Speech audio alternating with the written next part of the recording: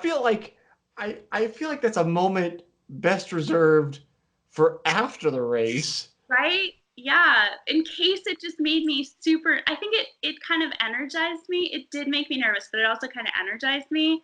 I actually ended up breaking the school record that day. So Okay. I think it worked in my favor. Yeah. That was a gamble, right? Like of the coach. Right. Right. Well, it wasn't the thing is it wasn't your coach that took you up there. Right? Yeah, exactly. Exactly. Like a sabotage.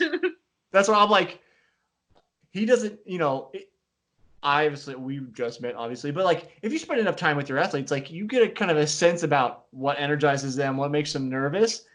The other coach has no idea. I assume you haven't spent a significant amount of time with him. So that seems like a Yeah. I mean, I always assumed that my coach knew about the timing and was totally okay with it, but it was the other coach that walked me up there and introduced me. So yeah, I don't know. Now you're making me rethink like the timing of this and whether it was how well it was thought out. well, I mean, we know how it turned out. So it was you were apparently fine. I don't have a namesake like that, but I know if I did, I would probably be like, I'm gonna have a terrible day now. Like, Yeah, just a little too much pressure. I was definitely nervous, but I kind of went flying over those hurdles, and I'm sure my form was atrocious, but I was having a great time, so it worked out. So is that since your dad was a marathoner and you have somebody you were named after that's like so iconic, I'm terrible about knowing who anybody is in running. I just paid attention to myself most of the time. Um, is that is that something you thought about like during your career? Like I should be as good as she is, or I should like channel her power, or like anything like that? N- Not a lot. I mean, I was never like even close to being maybe I should be as good as she is. Right. She runs ridiculously fast, and won the Olympic marathon in Los Angeles against all odds, and it was like a really hot day. And she trains in Maine, so she just has an incredible story. And I was never really comparing myself to her in that way, but it was fun to have to get into running and to feel like I had that backstory. And I have my parents, when I was born, they sent her a letter telling her that they had named me after her. And they had met her a couple times at like events or something. And she sent back a signed picture, and then that was hanging in my room when I was growing up. And so it was cool to have her to look up to, but I never expected to just walk up the bleachers and meet her right before my race. And she was like, "Next time you're in town, you should come over for dinner." And I was like, "Okay." I have a picture of you in my room since I was a baby. Like, it's crazy. But yeah, I didn't really ever feel any pressure doing that. I actually, to get more into my like random history of sports, I actually played softball and swam in college, in high school. Mhm. And I didn't think that, since my dad was a really fast runner, and I grew up in Boulder, Colorado, and you go running on the trails there or on the bike path, and you just get passed, no matter Mhm. who you are. You just get passed because it's like Olympians training right next to you, doing their speed work on the bike path while you're doing, you're trying to train for a half marathon or whatever. Mhm. So because of that, I didn't really think of myself as a serious runner. I just thought like, oh, this is what I do for fun. And then I kind of tried out for the team in college on a whim, and like became a serious runner from there. But yeah, I had no designs on becoming the next Joan Benoit Samuelson ever. I feel like that kind of speaks to kind of like what we were talking about earlier, just like with um, the podcast or journalism, where you meet people, and I think the way our culture is, it's almost like we make icons out of Olympians and athletes and um, now comedians. I watched a ton of stand up comedy, so then there's these people that are essentially icons as these big entertainment acts, musicians, all these very talented people, and I'm sure there are not so nice people in those groups as well, but there are not so nice people not in those groups. I feel like in general, people just seem to be people. Like they're not. I don't know that I've personally met anybody of Olympic stature. Not that I've met a ton, um, but a few that are like all about themselves. You know, they're just like, oh yeah, if you love the sport that I love, I'm happy to talk to you or help you or whatever. It's not like, oh, you're not good enough. You're a peon. Like, get out of here. Yeah, yeah, you're totally right. You always think that that's kind of what we expect to happen. Like, oh, but I am a peon. Like, they'd be totally right to tell me to get out of here. But yeah, my experiences meeting kind of my sports icons have been similar. I was recently at a journalism conference and an investigative journalism conference in Houston, and I look across the room and I saw Mara Abbott. I don't know if you know who she is. She got fourth in Rio for the women's cycling road race. She's Okay. like an amazing, amazing climber on a road bike. And she's also from Boulder, and we went to like rival high schools around the same time. Mm-hmm. And I was knew who she was, and I wrote to my friend. I was like on a piece of paper. I was like, "That's Mara Abbott, like Olympics fourth place, like over there." And he was like, "Go talk to her." And I was like, "No, I can't." And but he made me, and she's super nice, and was just like there because she also is interested in journalism, and we have a ton in common, and we like chat on Twitter sometimes. So yeah, people are just people, and they're nice, and they got into it for the same reasons, and everybody started somewhere. So. Yeah. Sometimes I think that idea that that person is like unapproachable almost speaks more to, at least for me, my own like insecurities than it does the actual person themselves, you know?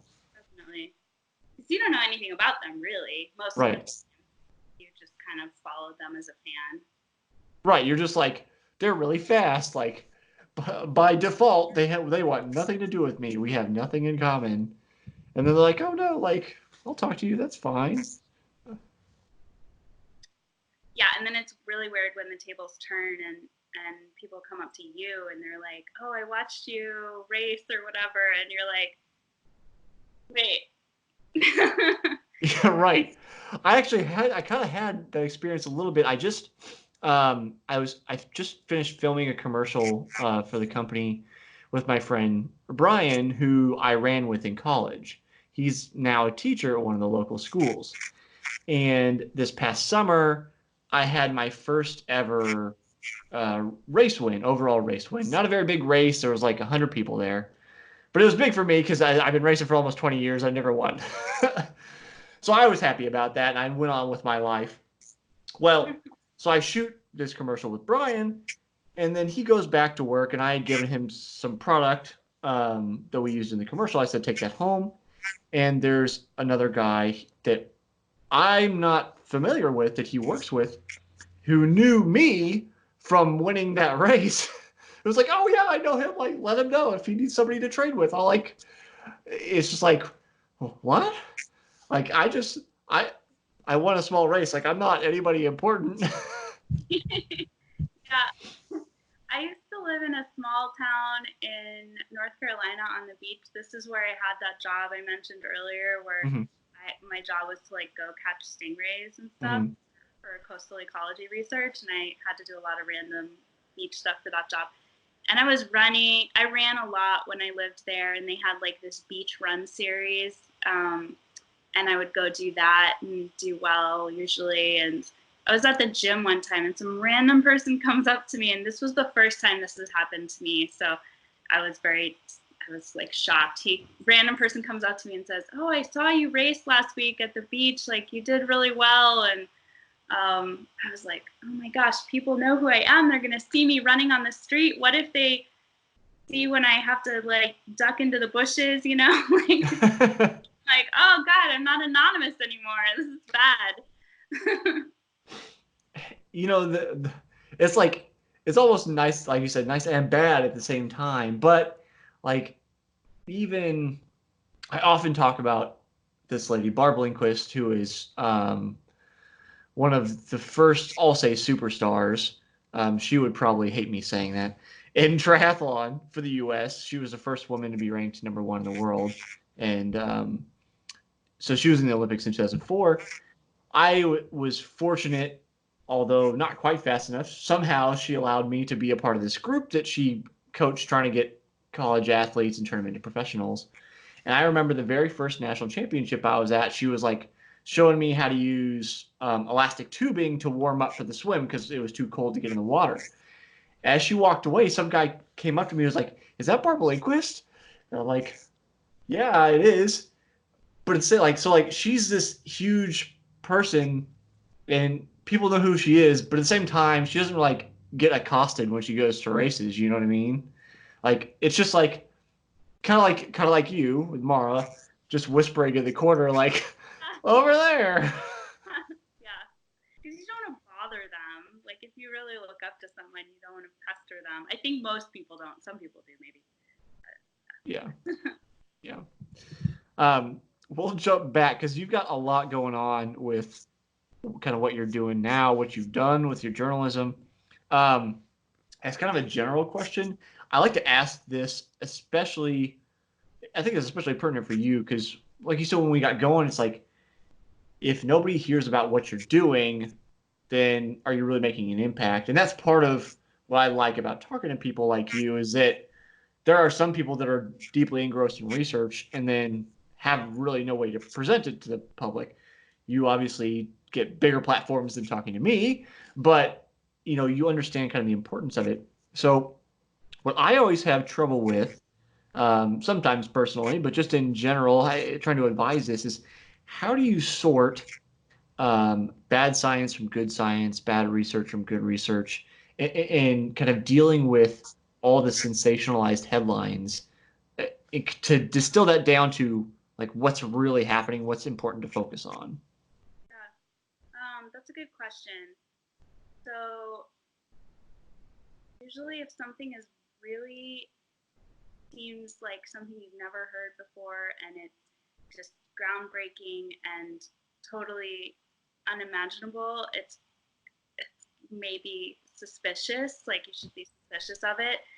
Most science happens in very small increments. Like you make a big discovery, but really, if you're not in that field, it doesn't seem big. It seems just very incrementally different from the last thing you heard about coming out of that field. And that's kind of how science should progress most of the time. So you want to be suspect of those like huge breakthroughs where it seems like somebody did something that's unlike anything you've ever heard anybody doing anything before. And that doesn't mean that it's, bad science, but it means that you should talk to a lot of people about it before you write about it. And you should ask for, a second opinion from, and you should always do that. Like I always try when I'm writing a story about science, it's good form to get an outside opinion. So somebody that didn't work on the story, maybe a rival in that field. There's a lot of like rivalries within science and like either personal or ideological rivalries. So somebody believes this is how the world works. And there's this other group that's like, it's definitely not how it works. This is how it works. And so if you're going to write about a breakthrough on one of those sides, you want to talk to the other side and just get their opinion. You don't, as a journalist, you don't have to take a side, but you should represent all the sides. And I think that's the best way as a journalist to do it. As a reader, you want to read from multiple sources. If there's something big that happened in science, there's going to be multiple outlets that report on it. And so reading from multiple outlets and everything is a good way to kind of, if you're suspicious of something, is a good way to figure out what's up. Usually if NPR and the Washington Post and Reuters and whatever all write about kind of a similar thing, you can usually believe that it's real because most of those journalists will have done their homework. But if only one outlet seems to have the big scoop on something, then you want to be a little suspicious of that.